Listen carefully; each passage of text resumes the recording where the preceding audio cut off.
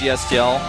We have a bit of a special starting time today, a little bit later than you might have expected on Saturday, but we tried to get the word out there as much as possible. It's time for StarTale versus LGIM. These two incredible teams, no pun intended, battling it out. I am so pumped for this playdate. This is actually one of the matches at the beginning of the season that I was looking forward to the most, and we have both of them now in a very tight spot here. Incredible Miracle, of course, they are already in the playoffs, they know that, but they want to get the best spot possible. They want to go all the way up in the ranks so that they can get the best spot coming into the playoffs. On the other hand, then we have StarTale, they're still struggling here. Bomber and MC talking here, and this is just going to be such an epic day. I'm so excited for this match. This is my favorite match of the season, to be quite frank with you. Yeah, I think it might be mine as well. It's definitely going to be potentially our highest level match that we've had so far. We had some really, really good matches already this season, and it all comes down to this. This is the final match that will decide everything, which teams are going to the playoffs and exactly which place they're going to be in. I'm very excited for the players today, and not only for the match itself, but also for the players that we could see today. We could see Squirtle coming out. We can see MC, for example. Bomber and Life are two players that you, of course, expect when you talk about StarTale. Since Harding and Squirtle left the team, they lack a little bit in the Protoss department. There's so many players on both teams. These teams have such a huge roster of depth. And, you know, when you look at a team of like MVP, they're in first place this season so far. They have a lot of depth. But these teams have depth of players who are champions and who have done extremely well worldwide. You've got so many players with pins on their shirts in there from their championships they've earned. So this is as high level as it gets, really, as far as team leagues go. Yeah. I feel for LGIM we actually have a little bit of a deeper roster today that they could use here. On the other hand, when you look at the StarTale roster, you already kind of know at least two of the players that we will see today. I would be very surprised to not see Life and Bomber coming out at some point. But of course, the question always being, can you take those guys down? Life didn't have the best GSTL season, but were those losses flukes? Will he today show his skill again and just take opponents down left, right, bottom, center, or what we were going to expect from the strong Zerg player? Yeah, that's the question here. Team League was just not the best place for him to be in this season. Yeah, absolutely not. And maybe really focusing on the individual leagues instead, trying to focus there because he was once so dominant, trying to regain that composure. It takes some time for sure, and it could definitely get to your head. So today, of course, it's also a little bit about the starting players, and I have to say that I was a little bit surprised to see the choice for at least for StarTale. Reason being, we have Avenge as the starting player, and Avenge by no means a bad play. He had an amazing run in the last season in the individual league, and I expect a lot coming into now the second season of WCS. I'm a bit surprised because he is like the only Protoss player that they can really rely upon. They have more Protoss on the bench than only him, but he's the one who really shines, and especially in the matchup against Terran. So I expected him to be more of a sniper that they try to hold back a little bit. Exactly. You know, when I think of Avenge, I think of a sniper. If you send out, it's like sending out Tails first or something like that. You're like, well, this guy is known for sniping. He's really good at specific matchups on certain maps. To send him out as the first player means that he must be doing all around really well in-house, or he feels confident he wanted to come out today. Because this match is so important for StarTale, so they've definitely gotten to put a lot of thought into this. So far for StarTale, we have seen Panic this season. That is, of course, one of the players that it could send out. I don't really see that happening because it's just such a tight match and so important for Team StarTale. They, of course, have put a lot of thought into their lineup since this is the most important match for them by far. Yeah. But if you think about their Protoss lineup, who else do they have? They have Balloon, who just now qualified for the WCS Challenger League, but still, Avenge is their heavy-hitting Protoss. He's still a little bit of a newcomer here, but I was very surprised to see him as starting player, because once he's gone, who else do you send out as a Protoss? Do you only rely on Zerg or Terran, or what do you do? Yeah, if you want to send out Squirrel, you're going to have to ask LGIM if you can have him back first. That's true. I mean, I don't think we're going to see Ace. Here's the results we had yesterday. Boom Boom was able to seal the deal there after a very rough start for Azubu. Yeah, MVP giving a little bit of extra exposure to players like Shine, Swagger and Bang in their last match. Everything was already set in stone for them, and of course we have Azubu in a really happy place now since they achieved the playoffs. You could almost say it went perfectly for both teams because MVP got enough wins to secure their first place, then they got to show exposure, so them it was a win overall, and then Azubu got exactly what they needed to go to the playoffs too. So great day for both teams essentially at the end. So here are our current standings. We've only got one more team left that's going to make it to the playoffs. And today, as you can see, MVP way up at the top. Yeah. So currently, just to sum this up for all of you guys who just tuned in, who didn't tune in the last few matches, we have one playoff spot left. It is place number 5, and StarTale and FNX Open are both competing for it. As you can see, FX Open is already on 3 wins and 4 losses.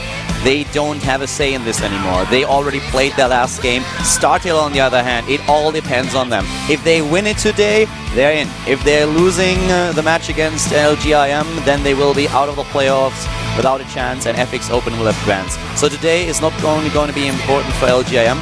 They could still go for 5-2. If they win it today, they actually take second place here. They take second place, and that means 1 match less to play in the playoffs. So important match for them, but for StarTale, everything is on the line, and of course also FX Open. They are watching this match. They are cheering for LGIM. They want LGIM to take StarTale down so they can participate in the playoffs. Yeah, so today's match is all about 3 teams, really.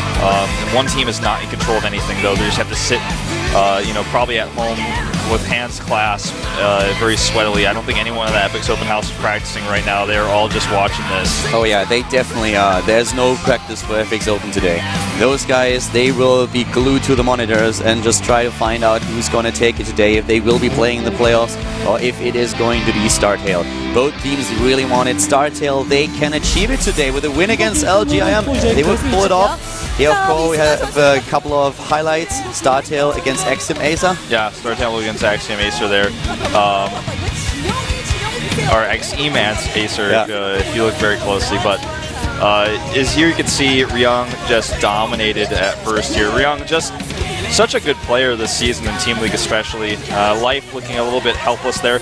We talked about it a lot already during that match, but the big issue in that game was Life's decision to make his banelings too close to the army. That was just him hitting the panic button, I feel. That was him really looking at the game, be like, oh my god, I did not expect you to attack me with such a push, and then he went for the banelings but didn't realize where his Zerglings were positioned at that point in time. So that was quite nasty. Yeah, it was nasty indeed. And so far, Life this season, he has 4 wins and 3 losses. This still leaves him with a positive win ratio, but that's not the ratio that you expect from a player of Life's caliber. So that's why we say he's a little bit like, yeah, not really performing on the best level in the Team League, at least, that is this season. But today, his team is going to rely on him. Yeah, absolutely so. Well, I mean, just looking at that that defeat there, if StarTale had not gotten, taken so many hits in that particular match, it might be that even if they lose, they still are ahead of FX Open depending on how they lose. But now, with the indicator they have to win the match no matter what. Bomber there on screen just chatting up the makeup girls. Yeah, just having a quick chat. He's like, I don't know, should I be doing my hair like this? He needs to talk to me about that. But Bomber actually very good at English these days. I was really surprised earlier. I mean, Bomber's English was always good. But I talked to him briefly earlier about a few things, and I actually thought that he has an English teacher, because the last time that I talked to him, he was not that fluent, and suddenly he was so much more eloquent than he was in the past. And I asked him, do you actually take lessons these days? And he's like, no, not really. But I'm posting a lot on Twitter, and I'm trying to actually write a lot on a couple of forums and just write in English more. So I have to consult dictionaries a lot. That's why I feel I improved a lot. Yeah, which is pretty cool. Here we see LGIM all killing Inesosa. It wasn't a pure all kill, but Nesty did defeat all 4 players by himself. And Nesty, not somebody I expect to come out today. But we saw him last time against Inesosa. Obviously, the caliber of Inesosa is just not quite up to par with StarTale. There's one thing that I want to point out. I will probably talk about this later again, since I expect a lot more people to tune in as the match progresses. But the one thing that is really important, at the beginning of the season we pointed out that it's not only anymore about winning your game, but it's also about how many points you take. Yeah. And this is one of those things that a lot of people will just glance over and they don't really listen to it and like, yeah, yada, yada, yada, But if you look at the standings right now, if StarTale actually had won 2 more maps this season, or only 1 more map, and they would be able to advance over FX Open even if they lose today's match. It comes down to a single map, guys. That makes all the difference here. Yeah, absolutely true. Here's the StarTale lineup. Massive lineup of players, so many of them on there. Avenge, the starting player over there on the right side. You can see they have used Panic already, but he's not the pro you really want to rely on in this high-stakes match. You know, I could have seen a player like Panic maybe being in the opening match. Maybe. I would still say that in such a intense team match, it's going to be a huge risk. But sending him out as the second, the third, or the fourth, I just don't see that happening. I think Avenge is going to be the only Protoss player that we are going to see today. I completely agree. From the LGIM team, on the other hand, we could see, well, at the very least, 2 different Protosses. Even Ruin could come out, but I think there's a high chance that either MC or First, more likely First, will come out. And there's always Younghwa, too. Squirtle. Squirtle as well, yeah. Don't forget about him. For some reason, he's not listed, but he is, in fact, here in the studio. Yep. And there's Ragnarok, starting player. And Squirtle, of course, as well. So even though they lost Seed, they still have such a sick lineup of Protosses to rely on. He's shy. He is a little bit shy. I actually think from my point of view, and I'm not an expert there, I'm not female, but I think that Squirtle is actually one of the most attractive pro gamers that we have. I actually agree. And you know, the thing is, he got rid of his glasses, he got that eye surgery, and even before that, like, he still looked decent with his glasses on. Yeah, he definitely did. You know, we're kind of moving into a world where glasses are disappearing. Isn't that strange to think about? Not really for me, because I've been wearing contact lenses for like 20 years. Yeah, but I mean, just think about it. Like, in like 100 years, people just may never wear glasses again. Well, unless it's a fashion choice. Yeah, exactly. That's the only reason why people can really, I mean, we could talk about this for hours. I don't want to get into it, but I just had a thought. Guys, this is so intense. This is so tense. If you've been following this season, it comes down to a map. It comes down to this single match if StarTale is going to advance. So many people at the beginning of the season were saying, like, StarTale, they're going to win it. No question. They have Life, they have Bomber, they have so many good players. They're going to take it. And now they have to struggle to get into the playoffs. Yeah. One map is all the. I mean, it's like you said. If they had one more map and they lost it with a 3-4, they would still be okay. Yeah, they would still be fine, but it's the one map that they are missing, so they have to win it today. And for LGIM, we have the starting play. It's going to be Ragnarok. It's also just showing the confidence here and showing the trust that the coach of LGIM has into his player's ability. Yeah. Ragnarok, a really, really strong Zerg that we didn't see too much when he was on TSL, but ever since he switched to LGIM, he's been showing more and more potential. He played great games already for LGIM, not only in the season, but also in individual leagues, so he is definitely a player where StarTale has to be very, very cautious. Sound, of course, also here on camera. He started streaming recently on Twitch. Yeah. Don't forget about strong Zerg player Curious for StarTale as well, that we could definitely see potentially. Yeah, we didn't actually point him out earlier, but of course he's also one of the big names that we have on the roster for them. Yep. This is a really, really tense match, and it's going to be so high level. I can't believe I had to wait so many extra hours to watch this than I thought I'd have to do. I was starting to freak out a little bit, but now we're here and it's happening. The first map, by the way, we didn't mention it, is going to be Red City. So just something to think about. That map will no longer be pickable after this game. Yeah, the last time that we saw StarTale here in the studio, they got all killed by Rian. Life, Panic, Curious, and Bomber. All those players, you know, the biggest names that they have in their lineup, they all failed. They failed their team, and this is where this one map that we were talking about comes into play. If they would have been able to just take down Rian, only Rian, that would have helped them so much. And now they're paying the price. They have to take this, and they all know it. And I can guarantee you that they have been practicing their asses off to prepare for this match. The guy on screen, both of those guys, they have probably been practicing the entire time, trying to come up also with a plan B in case that Avenge loses his first match. Absolutely. This is what it comes down to. If you want to go to the playoffs, you have to take it today if you're Team StarTale. They have such a huge depth of players that I guarantee you several of their players have prepared snipe builds for certain maps. You know, when you prepare as a sniper, you prepare knowing that you might not even play at all, but you're ready to on a specific map. If that map is open and you're playing the matchup you prepared for to do that specific strategy on, you are ready to do the snipe. And they are ready. LGIM as well as StarTale. MC for a second there on camera with a smirk, sees himself on the screen and is like, get away with that smile. Look serious, look serious. You know, for look LGIM, intimidating. Yeah. For LGIM, this match is really, really important too because they get to skip one of the rounds if they win this. And for them, you know, they're not they're dealing with the top 5 teams that, or actually I should say the top 4 teams because MVP is already in the finals, but in the playoffs, they're going to be dealing with the best teams in this league. So if they can skip one match, no matter who it is against, that's great for them. Exactly. You want to have that better position. And here's our starting player for Team StarTale is the Protoss player, probably the only Protoss that we are going to see today. Not for the lack of Protosses in the lineup, but because he is the strongest by far. It is, of course, Avenge with a great run in the last season. The Challenger League performed really well, especially against Terran, a successful player. But today, he has to deal with his own. Yeah, he absolutely does. The strong Dirk from LGIM. Looking at his stats here, you can see overall in the GSTL, he does have a positive ratio. His real shining points are, though, in the individual leagues. He's a decent player in the team league, but it's not been where he's gotten his recognition from. The team league stats that we see here also include his Wings of Liberty stats, of course, so it's not really that much of an indicator for Heart of the Swarm. We're going to talk about his real stats a little bit later on as soon as we start our first map. And our first map is going to be Red City.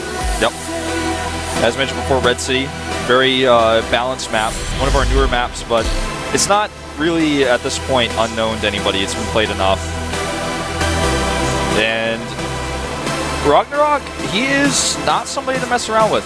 He's been Terran through the individual leagues.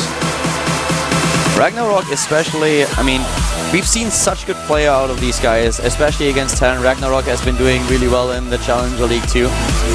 First game is about to start, guys. If you haven't done so yet, get yourself a beer, get yourself a Coke, whatever is your poison, you name it, and you make sure that you have something within grasp that you don't have to leave the screen, because we have epic games coming up. Of course, after game number 1, we have also like a 10-minute break again, so you can delay that a little bit. So if you want to go find your cat, put your cat in your lap, because that's how you like to watch the GSTL. Yeah. That's what you can do. You can go find your cat, trick her into your room. Whatever it is that you like to do. Maybe you like popcorn. Maybe you like to brush your teeth before the GSTL. I don't know what it is. Whatever gets you going. LGIM's Ragnarok versus StarTale Avenge. Game number 1 today. Both teams have to win it if they want to improve their standing. For LGIM, it is the playoff position that's on the line. Well, not the playoffs itself, but they have the better position within the playoffs. For StarTale, on the other hand, if they want to advance to the playoffs, they have to win the entire match. They would have had a chance even to lose the game and only win 3 maps if they had a better indicator, but they don't. They got all killed the last time. Even if they would have won one single map, they could have afforded a loss today, but that's not the case anymore. It's win it or lose it for real. Win it and go to the playoffs, or lose it and end the season as ranked number 6, my bad. Jumping into game number 1 at the GSTL 2013 Season 1, LJM versus StarTale, Avenge versus Ragnarok, brought to you by Carl Wolf.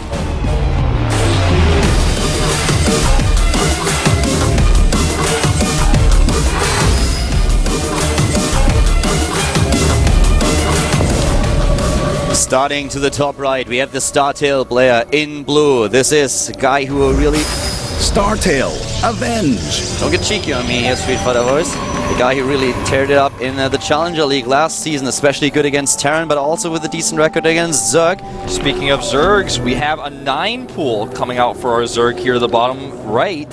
He is.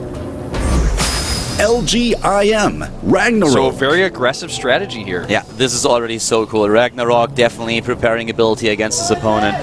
Talking about his stats against Protoss, he only played a single best of 3 against Protoss offline in Heart of the Swarm. He took the match against Puzzle with a 2-0. On the other hand, we have Avenge, who already played 5 best of 3s. He won 4 of them. The only best of 3 that he lost was actually like as a best of 1. It was against Naxo. He lost that offline in Heart of the Swarm once again. And let's see what exactly Avenge can do against this type of start. Because right now, Ragnarok is laying down the law. He's actually going Nexus first, so this could be a problem. Luckily for him, as pylons on the main, that makes this still holdable. It's not going to be easy. The Overlord is scouting in the correct direction right now as well, so he's going to see this very soon. He's going to be very happy to know it is Nexus first, and he's committing heavily. Goes to 8 lings, not just 6, and I think he's going to keep making more. Yeah, he's going to make a lot more. If you go into a 9 pool, you are actually committing. You can transition out of this, but you want to do initial damage. Gets the Queen as well, and we have now the gate, the Nexus on the way. Here comes the Forge. He still doesn't know where the Protoss plays. This is his biggest problem. This is why we have a couple of links heading into the middle of the map. He wants to see with the Overlord if there is a base to the top right. If not, he has to go cross map. He's still waiting. He's going cross map, and here comes the Overlord. He gets a glimpse of the first pile in just a second, and now he knows he needs a lot of time lost already, and he needs to go to the top right. He's going there now, but this is all going to be about the control here from Avenge. I think he should be able to hold as long as he micros properly. The cannon has already started. Oh, but this is going to be so close. Away. He sees the Ling. He needs to micro. He needs to make sure he gets a cannon up here. Here come those Lings. He needs to cancel that cannon and start a cannon in his main base right now. He's actually going to try to pull his probes down. I think this is a mistake. He has to cancel here. He needs more. He needs a cannon. He needs a cannon in the main base. I completely agree with you here. At least he has to throw down a cannon. There is to be a cancel. Ragnarok is opening this up with a bang. The Nexus. He doesn't cancel He didn't cancel it. He did not cancel the Nexus. I cannot believe it. He's desperately trying to buy time here, I suppose, for the cannon to finish in the main base. But that's 400 resources already down the drain. Oh my god, yeah. This is all about the micro here too. It's not even over yet. I think this was a mistake because in the main base he could have just used his probes, putting them into a pocket, and then as soon as the Zerglings engage, they can go for a mineral walk, try to surround them and take them down while the cannon finishes up. But now he's losing the Nexus, and as you said, 400 minerals simply gone. He's also going to lose this pylon. Yeah, pylon's going to go down here. This could not have really been much better for Avenge. This is a great opening here. For Ragnarok. For Ragnarok, of course. If Ragnarok, maybe he had sent his Lings a little bit faster, that's the only way this could have been better. This spells trouble already. And the Zerg play, he is transitioning, going into his own expansion, taking gas. The second queen is on the way. Having a quick look at the Harvesters here. We still have a lead currently for the Protoss player, who's at 25 to 22 drones. In the main base, the Forge is, of course, his saving grace with that one cannon that we have. And he also has his gateway, but everything else is delayed. The Cybernetics core just now on the production tab. This is going to be very difficult for Avenge to come back. He's not dead yet, but still, losing the Nexus was a problem. Buys him a little bit of time, but I think he could have held even with a cancel. Yeah, this is definitely going to be a big mountain to climb for him right now. The thing is, he can't start a new Nexus because the Lings are still alive and well. And the probe, he comes here, he was thinking about it, but the answer is no. And because of the timing here, it doesn't really even make sense for him to try to go into a 4-gate. And he actually may lose his core. With good micro here, he's going to lose the core. He should not have made it here. I mean, the idea is to make a wall, but the core could have been made next to the gateway instead. That would have been a much better choice. The Mothership core being out actually will push these Lings back. He will save it. You know, actually, with that one probe on the map, that could be very... That could actually take Ragnarok down. There's a probe on the map and it wasn't scouted. And currently Ragnarok thinks that there is no probe. He is pretty sure at this point there is nothing that can endanger him. And that could be a big problem for him later on if suddenly a few warped-in zealots are just heading into his mineral line. And he could also cannon. He has the Forge. It's a bit weird choice, but he's going to do it. Yeah, he's going to do it. He's going to do it here. Did the hatch see the probe? He didn't see it. He did not see, I checked. But the Lings come... the Lings are going to the left. They're still looking if there's a probe somewhere hidden. And this pylon is going to go through, and then we will see a cannon. So for Avenge, suddenly, it's payback time. Yeah. He's going to need a lot of cannons, though, because if he just makes one, the Lings will just laugh at it and kill it, because he still has so many Lings on the map. Right now, he has 10 Lings in total. So he's going to need, you know, at least 2 and probably 3 to make sure he can actually make this worth it. And the Lings here... Are they going to check? It's already too late, Wolf. They can't take down those 2 cannons. He will have to cancel the hatch. There is just no question of that anymore. He can save it with the roaches, but it's going to delay everything. And, well, with 2 cannons, he could actually save it. Yeah, he's attacking his own pylon. Why is he doing this? He doesn't realize he's attacking his own pylon. He doesn't know. Avenge! Okay, now here we go. But still, that cost him a lot of time. And it cost him the shields, and now the pylon, of course, is now being saved. The queen is gone, and that's a problem. Yeah, that was a bit of a mistake here. He also loses a lot of his Lings. The cannon's still on nearly full shields. He will be able to save it with the roaches, but he's losing larva here. Yeah, even more important, he lost his probe, so he cannot get any additional cannons up. So he's just relying on the ones that he already the roaches have. Back.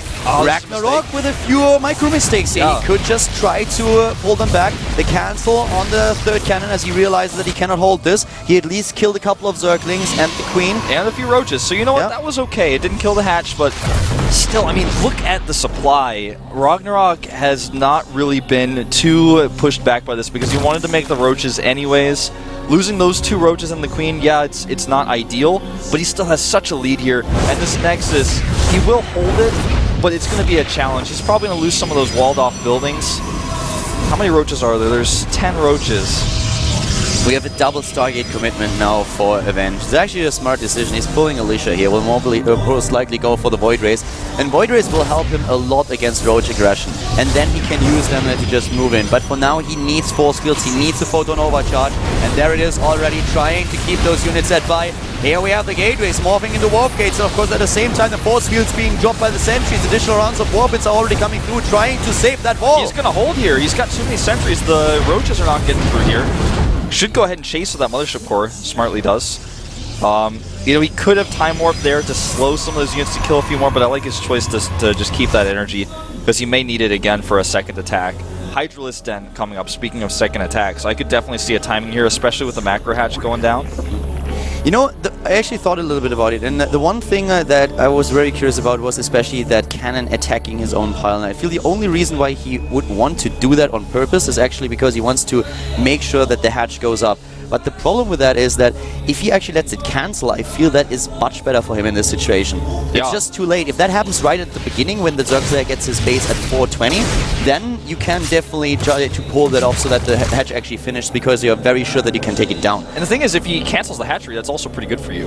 Then you cancel your that's what cannon. I mean. In this particular scenario, I feel him attacking and actually allowing the cancel would have been much better, because then you lose all that mining time. And with the time that we already had in the game, we had the Roach-born already there. I can only assume that Avenge did think there was no Roach-born just yet, that there were only Zerglings. That's the only explanation that I come up with why he would want to do this. So that's a fair point. You know, I hadn't really considered that. This is a nice warp in here. He sees the cannon, or sees the hatchery. The hatchery doesn't see the pylon, so he warps in these ults. This also buys him some time to keep the roaches off his back. Void Ray is actually doing some work at the top left to clear up a place for the third hatchery to be placed, or the third nexus, that is to say. Unfortunately for him, though, he doesn't know about the burrowed Zergling, and without an observer, he's not going to be able to do anything about this. Pylon is now spotted. He did such a good job of hiding his Stargate tech until the last second as well, so the Hydra's here a little bit late, which allows him to bully these ground units around the map while he's trying to take that third. We still have a 50 supply lead for Ragnarok, of course, for the LGM player, but Avenge is starting to stabilize a little bit and trying to make his way into this game. For him, one of the biggest problems, of course, now establishing a third base. We have the fourth already coming up for Ragnarok.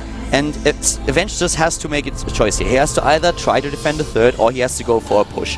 And he has the means to be aggressive here. He has pylons at the front that he can use for additional warp ins. Maybe he's just going to rely on a couple of run-bys, but he has to do something. He cannot just sit tight right now and let the Zerg player just do whatever he wants to, because then he will lose it in the end because of the luck macro game. Yeah.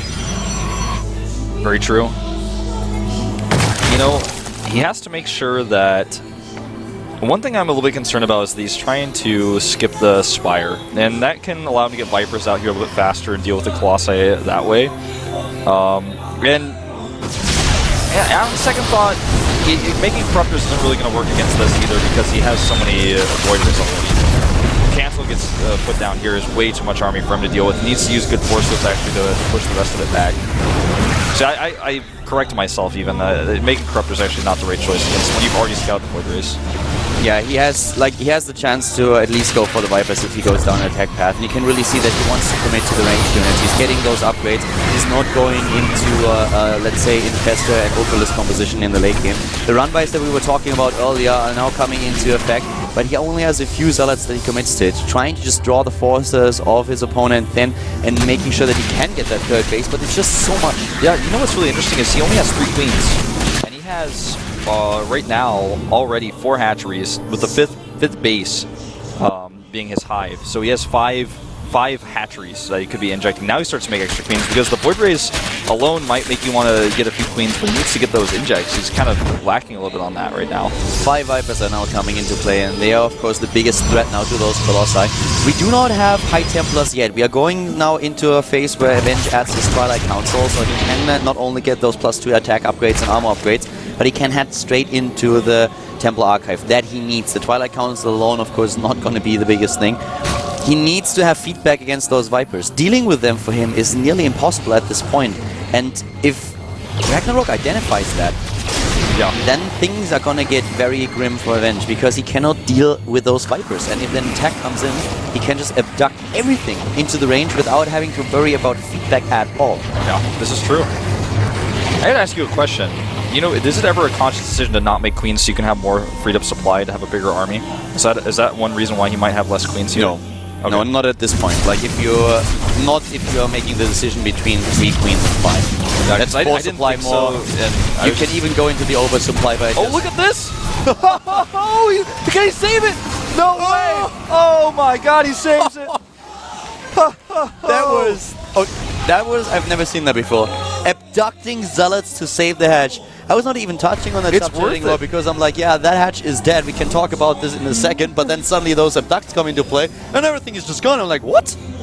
By the way, Avenge is kind of stabilizing a little bit here. He still needs a 4th base eventually, but he has a really strong army, and he's hallucinated some Colossi. There's no Overseer nearby, so he might yank the wrong ones. This is kind of an awkward position, though. He gets that Mothership Core right away, and he gets all the right units. Well, he yanked one of the hallucinations in there, but one of the Colossi is actually able to get away, and now suddenly it's Avenge able to hold against this. We have still a lot of resources for Ragnarok. He's on 4,000 minerals and 1,600 gas, but for now, the Protoss player actually holds. Yeah. And this gives him the 3rd base economy, and he cannot add his additional tech. He's already going for the 2nd robotics, and we will most likely see him with the Templar Archive fairly soon to get those high Templars out with their feedback. Yeah, don't forget the upgrades are much better as well for Ragnarok. Still, he's going to have +3 around the same time that +2 finishes for Avenge.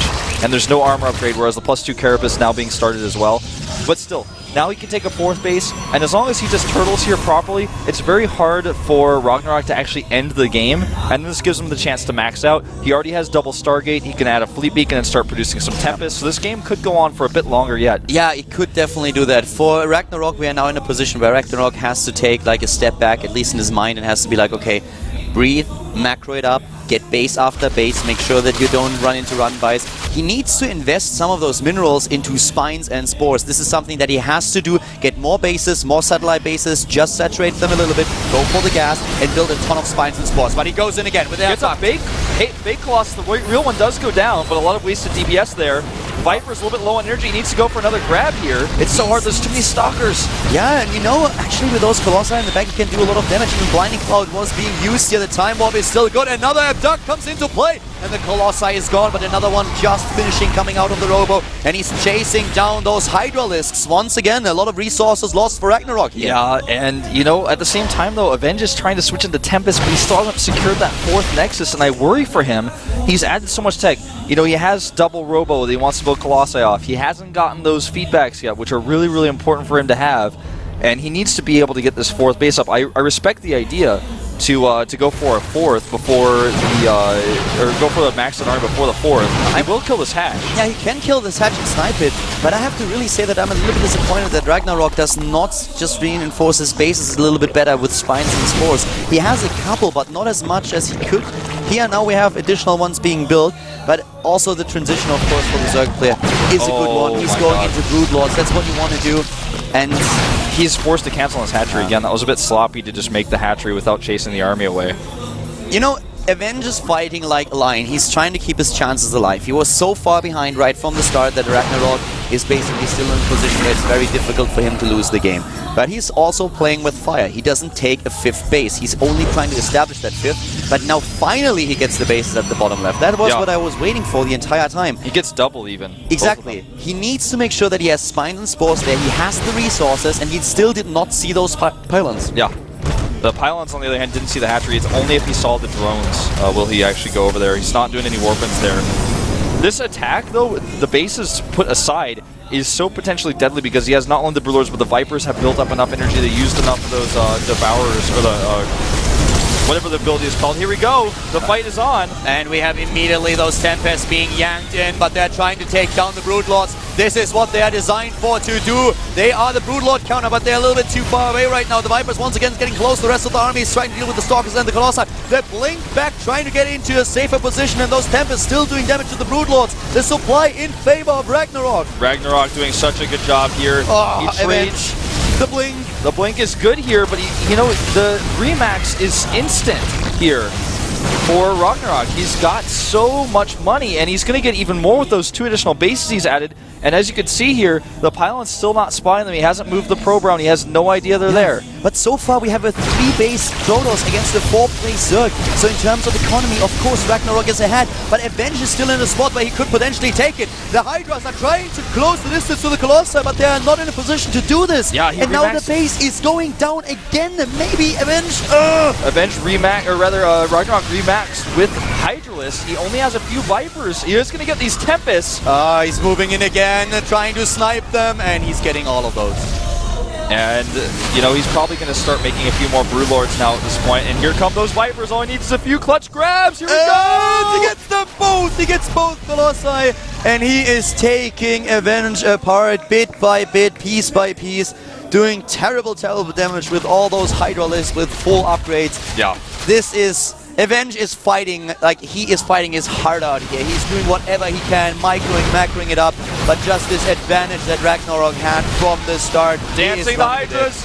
He dances the Hydras, and Zealots have found the base of the bottom left, but it doesn't matter. It's a little bit too late. It is, yeah, certainly so. What a boss game.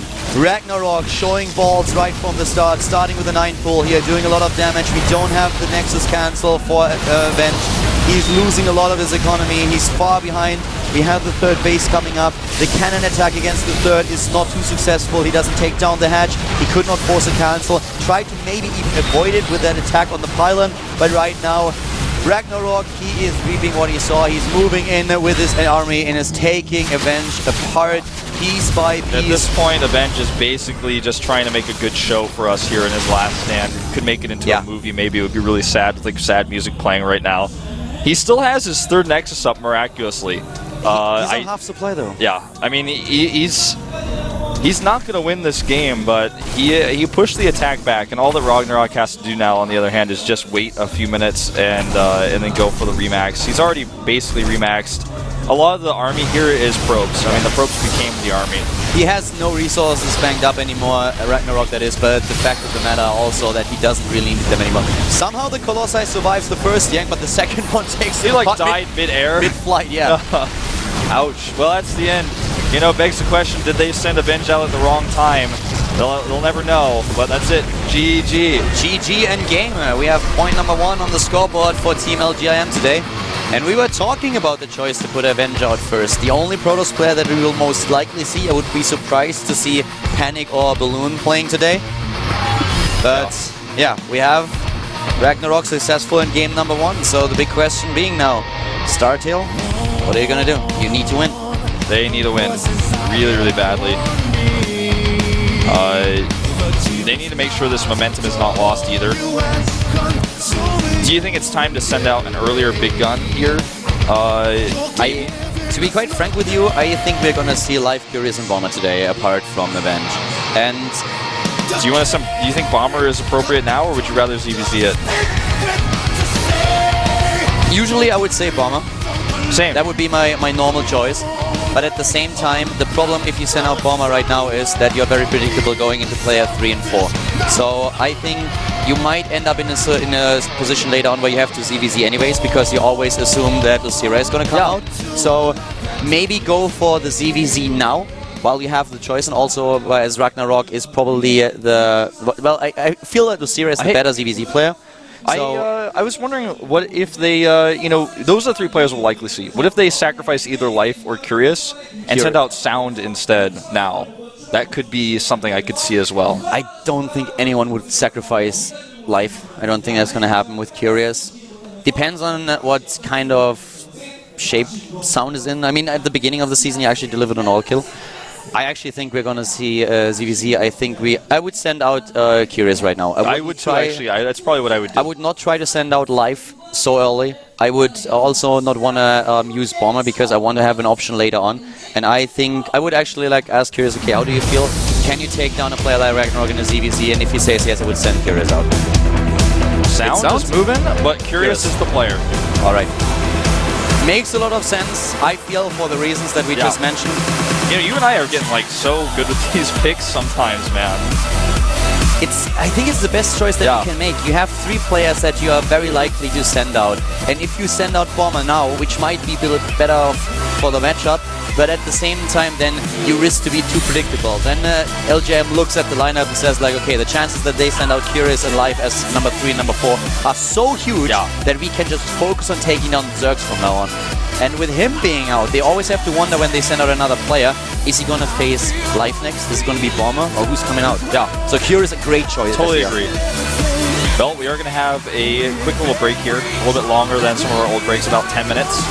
10 minutes gives you enough time to just get yourself a drink, get yourself something to eat. We'll be back in 10 with a GSTL match between LGIM and StarTale. It is Curious who's up next against Ragnarok in a Zerg versus Zerg. See you guys in a few.